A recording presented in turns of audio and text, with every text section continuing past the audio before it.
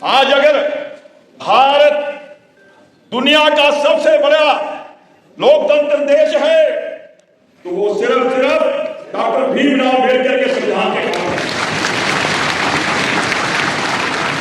आज हमारे देश के प्रधानमंत्री दुनिया के कोने कोने में जाकर के जो मेरे भारत का पूरी दुनिया में डंका बजा रहे हैं, उसके पीछे मूल कारण है डॉक्टर भीमराव अम्बेडकर का बनाया हुआ संविधान।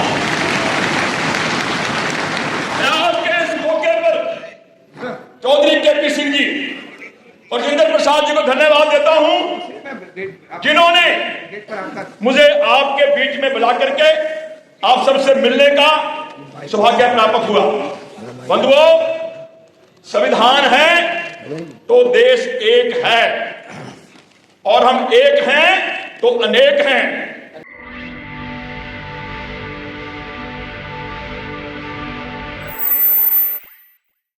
भीमराव अम्बेडकर अमर रहे, डॉक्टर भीमराव अम्बेडकर अमर रहे।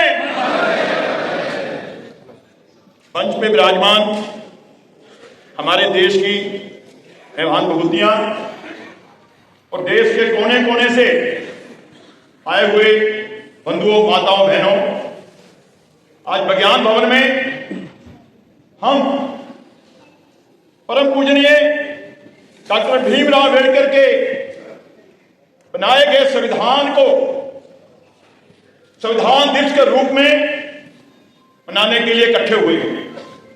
आज अगर भारत दुनिया का सबसे बड़ा लोकतंत्र देश है तो वो सिर्फ डॉक्टर भीमराव अम्बेडकर के संविधान के कारण है।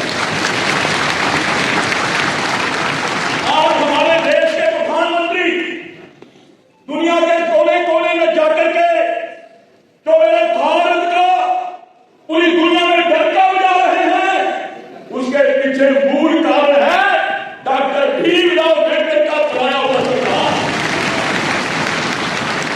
मैं आज के इस मौके पर चौधरी के.पी. सिंह जी और जितेंद्र प्रसाद जी को धन्यवाद देता हूं, जिन्होंने मुझे आपके बीच में बुला करके आप सबसे मिलने का सौभाग्य प्राप्त हुआ।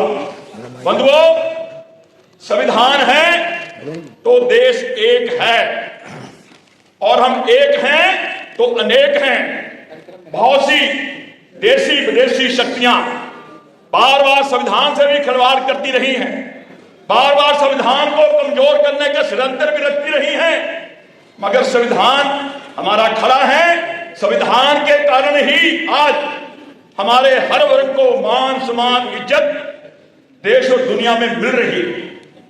मैं आज एक छोटी सी अपील करना चाहता हूं कि जहां मेरा भारत आज विश्व के शीर्ष मुकाम पर पहुंचने में लगा हुआ है, भारत दुनिया की तीसरी आर्थिक शक्ति की ओर आगे बढ़ रहा है, वहीं दूसरी ओर बहुत सी ऐसी शक्तियां, जिहादी शक्तियां मेरे देश को कमजोर करने का, मेरे भारत को एक और गजवा हिंद बनाने का षड्यंत्र रच रही हैं।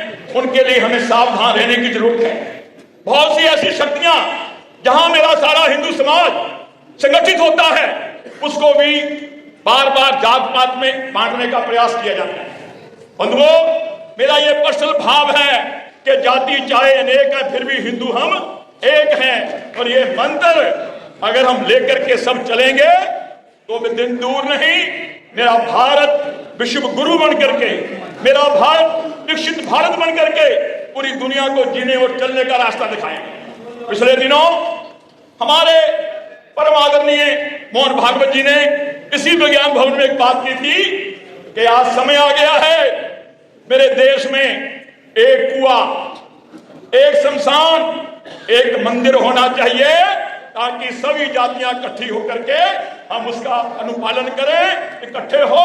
और मैं अपनी ओर से मेरा ये भाव है, मैं एक हिंदूवादी कार्यकर्ता हूं, पिछले 45 साल से हिंदू हितों के लिए काम करता हूं। दिल्ली एनसीआर कहीं भी अगर हमारे किसी दलित भाई के साथ, गरीब भाई के साथ कोई होनी होती है, सबसे पहले उसके साथ जाके खड़ा होने का प्रयास करते हैं। मेरा ये भाव है, मेरा ये मानना है कि जिन भीमराव अम्बेडकर ने ये संविधान बनाया वो किसी जाति के नहीं, हम सबके नेता हैं, हम सबके मार्गदर्शक हैं।